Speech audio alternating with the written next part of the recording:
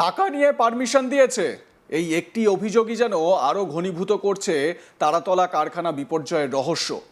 একটি ছাদ ভেঙে পড়ার ঘটনায় শুধু প্রাণ ঝরে যায়নি, উঠে এসেছে নির্মাণ অনুমোদন, নিরাপত্তা এবং প্রশাসনিক দায়িত্ব নিয়ে একাধিক প্রশ্ন। কারা অনুমতি দিয়েছিল? সেই অনুমোদনের নেপথ্যে কি ছিল গাফিলতি, নাকি আরও বড় কোনো দুর্নীতির ছাপ? ইতিমধ্যেই কলকাতা পুর নিগম এবং পুলিশের প্রাথমিক রিপোর্ট পৌঁছে গিয়েছে মুখ্যমন্ত্রী শুভেন্দু অধিকারীর হাতে। আর সেই রিপোর্ট সামনে আসতেই নড়ে চড়ে বসেছে প্রশাসন। তারাতলার মর্মান্তিক দুর্ঘটনার পর এবার বড় পদক্ষেপের পথে রাজ্য সরকার। বুধবার কলকাতার তারাতলায় একটি গুদামের ছাদ ভেঙে পড়ার ঘটনায় মৃত্যু হয়েছে ৩ জনের, আহত হয়েছেন আরও বেশ কয়েকজন। তাদের মধ্যে অনেকেই বর্তমানে এসএসকেএম হাসপাতালে চিকিৎসাধীন। দুর্ঘটনার খবর পেয়েই ঘটনাস্থলে পৌঁছে পরিস্থিতি খতিয়ে দেখেন মুখ্যমন্ত্রী শুভেন্দু অধিকারী। এরপর তিনি নবান্নে গিয়ে উচ্চ পর্যায়ের বৈঠক করেন এবং সাংবাদিক বৈঠকে একাধিক গুরুত্বপূর্ণ ঘোষণা করেন। বুধবার নবান্নে সাংবাদিক বৈঠক করে মুখ্যমন্ত্রী জানান, সবাই জানে টাকা নিয়ে সব পারমিশন দেওয়া হয়েছে, আস্তে আস্তে সব যাচাই করে দেখতে হবে। আমি ক্রেডিট নিতে চাই না। আগের জমানায় এনডিআরএফ আর্মিকে ডাকা যাবে না, কংক্রিট চাঙড় কাটার মেশিন নেই, ক্রেন নেই, এই রকম পরিস্থিতি ছিল। তো শুভেন্দু অধিকারী নবান্ন থেকে ঠিক কি অভিযোগ করেছিলেন বিগত সরকারের বিরুদ্ধে শোনাবো। আগে বিশেষ করে ঘটনাটাকেও দেখা গিয়েছিল যে বাইপাসের দিকে একটা গোডাউনে আগুন লেগেছিল এবং অনেকটা ম্যাসাকার হয়েছিল, অনেক কিছু। তো এরকম প্রচুর গোডাউন রয়েছে যেগুলো নিয়ে অনেক কোয়েশ্চেন রয়েছে, ওদিক থেকে অনেক সবাই জানে তো টাকা নিয়ে সব দিচ্ছে। টাকা যে আমরা তো আস্তে আস্তে রেকটিফাইড করতে হবে, আমরা ব্যবস্থা নিব। আমি দেখুন ক্রেডিট নিতে চাই না, কিন্তু এই ইনসিডেন্টটা আপনারাই বলবেন আগের সময়ে হলে আর্মিকে ডাকা যাবে না, এনডিআরএফকে।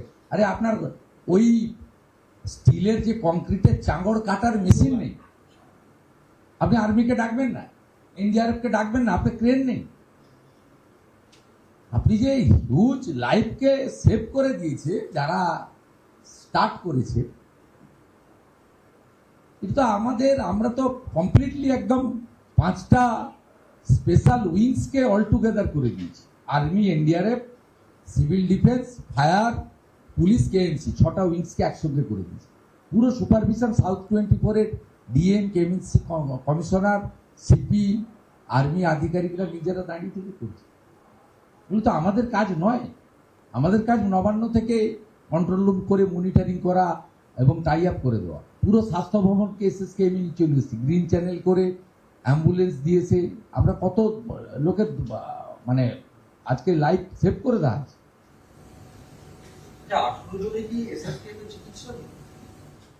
ওনার সবাই জন্য চিকিৎসা লাগেনি, অনেকে অক্ষত বেরিয়েছে, 3-4 জন একটু সিরিয়াস আছে, বাকিটা আমি গেলে বুঝতে পারবো। এসএসকেএম এ 10-11 জন আছে যাদের অ্যাডমিশন ভর্তি আছে। 8 জন। এই 3 জনই কি শ্রমিক? 9 জনকে অ্যাডমিশন। পরিচয় কি শ্রমিক ওখানে কাজ করছে? হ্যাঁ, সব লেবার না আন্ডার কনস্ট্রাকশন যেটা বললেন বন্ধ থাকবে অডিটের জন্য, অডিটের জন্য সেটা আন্ডার বিল্ডিং অডিট এবং সাইট প্ল্যান ঠিকঠাক নিয়েছে কিনা। আচ্ছা, যেগুলো 1 মাস টাইম দিয়েছে, এমন কি আছে এই বর্ষার সময়? যেগুলো চলছে এগুলো অলরেডি রয়েছে। এর মধ্যে যেখানে হসপিটালে কাজ হচ্ছে, যেখানে ফায়ার ব্রিগেড স্টেশনে কাজ হচ্ছে, সেগুলো ছাড় থাকবে। এমার্জেন্সি সার্ভিসে থাকবে। আর্মি যেখানে কাজ করছে সেখানে ছাড় থাকবে। শুভেন্দুর কথায় গোটা পুরসভা এলাকাতে আমরা সরকারে আসার আগে প্ল্যানগুলি অনুমোদিত হয়েছিল।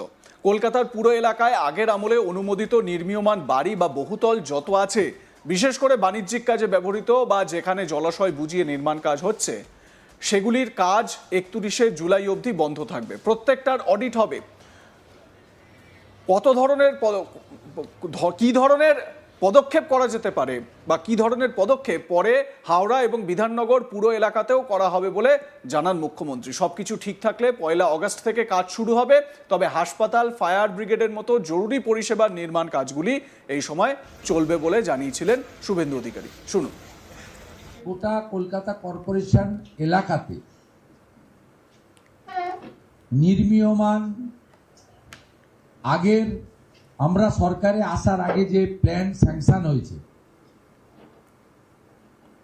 কেএমসি কমিশনার এবং ইউডিএম এর মিনিস্টারের উপস্থিতিতে আমি জানিয়েছি। এটা পরবর্তীকালে হাওড়া এবং বিধাননগরেও আমরা করব। বা সেটা ইউডিএমএ মিনিস্ট্রি মনে করলে করতে পারে, কিন্তু আমি সরাসরি নির্দেশ দিয়েছি কেএমসি কে যে আন্ডার কনস্ট্রাকশন যত আছে, বিশেষ করে কমার্শিয়াল বা যেখানে জলাশয় বুঝিয়ে হয়েছে আগের কর্পোরেশনের বা সরকারের যে আমলে অনুমোদিত প্ল্যান, 31 জুলাই অবধি কাজ বন্ধ থাকবে এবং অডিট হবে। অডিটে PWD, civil defence, fire, Kolkata police এবং কেএমসি থেকে টিম বানিয়ে দেওয়া হবে। চিফ সেক্রেটারি গাইডেন্স দেবেন, তার ডাইরেকশনে টিম তৈরি হবে। সেই team site plan, building plan এবং স্পট তিনটে ভিজিট করে একটা রিপোর্ট বানাবেন।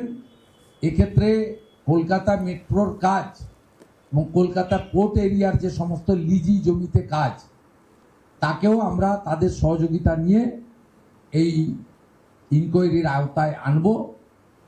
এনে আমরা তাদেরকে, যাদের সব ঠিকঠাক আছে, তারা আগস্টের 1 তারিখ থেকে পুনরায় কাজ করতে পারবেন।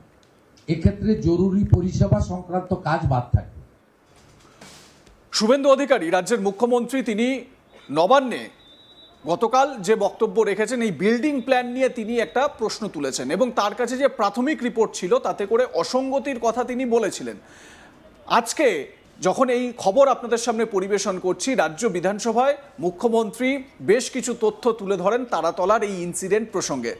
তিনি বলেন যে চলতি বছরের জানুয়ারি মাসে তারাতলার এই ভেঙে পড়া বা নির্মীয়মান যে কারখানার শেড ভেঙে পড়েছে, এই কারখানাটির অনুমোদন দেওয়া হয়েছিল এবং সেই সময় কেএমসির engineer, assistant engineer, executive engineer, তাদের সই ছিল সেই বিল্ডিং প্ল্যানে।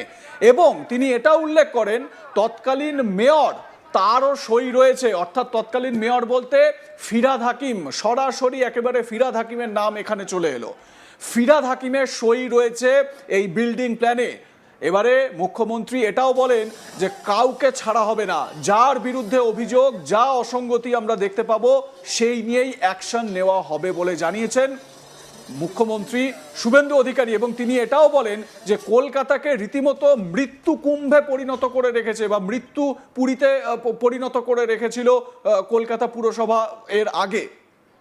একই সঙ্গে এই ঘটনায় 9 জনের এখনো পর্যন্ত মৃত্যু হয়েছে বলে বিধানসভায় জানিয়েছেন শুভেন্দু অধিকারী।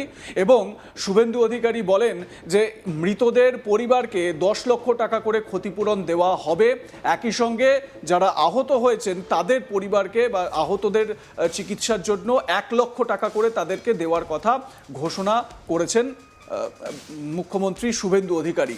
এবং তিনি এটাও বলেছেন যে প্রয়োজনে যে কঠোর আইন রয়েছে, ন্যায় সংহিতায় যে বলবৎ করা হয়েছে, তাতে করে সেই আইন প্রয়োগ করে দরকার হলে অভিযুক্তদের সম্পত্তি বাজেয়াপ্ত করে সেই ব্যবস্থা করা হবে। আপনাদের মতামত এ বিষয়ে কি জানাতে ভুলবেন না। দেখতে থাকুন আজ তাক বাংলা, সাবস্ক্রাইব করুন আমাদের ইউটিউব চ্যানেলটি।